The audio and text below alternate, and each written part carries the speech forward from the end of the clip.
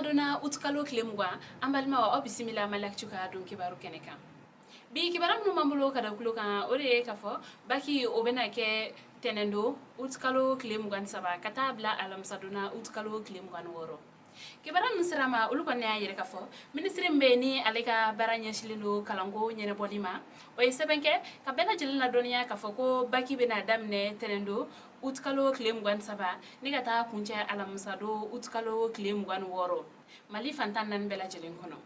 o sababu yala ministry ale kone la yin keren ke kanya sim bela jelema mu kone kalande untai ko anyene ndo ulu bela jelefe kabini neke kanya wolomvla ni o setere ko ka bela jelen soro aka examen ke yoro dala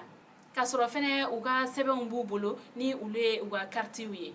aya nyini findigila ko fene fe ko ulu kon ka u janto examen ke yoro na ko ulu ka baran nun ke ni sebe ina fo examen ulu la kolosiliba anyene joka mna findigila ka fe ni kuma nunu be ko fe ministry ale ko ne ayire ka fo ko kono kulu jele orebe bin fo o sababu yala ayala nyini malde bela jelen fe bela jelen ko ne ka ajeni orofi wala sa juga amna ni nyogonda nunu ulu be se ka kuncha nyumana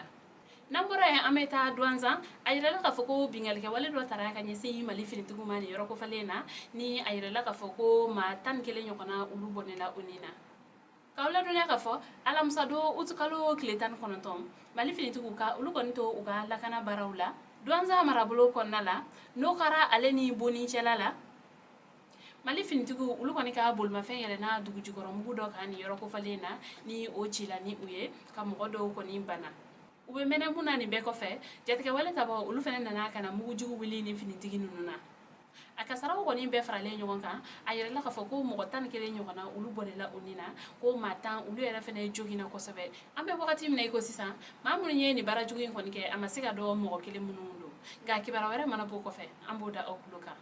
ote mele ko boyno ameta kuchala arabado la jaraba do kele no mumbe talike muso kele aleni demsen saya o kele likan ni hakilla imbola muso ale ni demsenu ani dembaya uluka ministry so o bolo farambe kuchala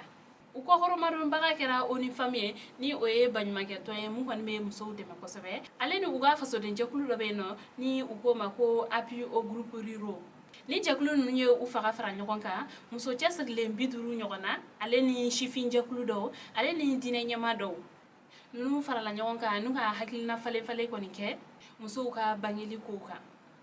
wa ote melenko aboyeno we hakilna chama ko ndi mu kon be se ka to chama be bo muso kelela ale ni bana be ke dem sen chama sababu ye jugamna ka se ka dance ki ni ko nunna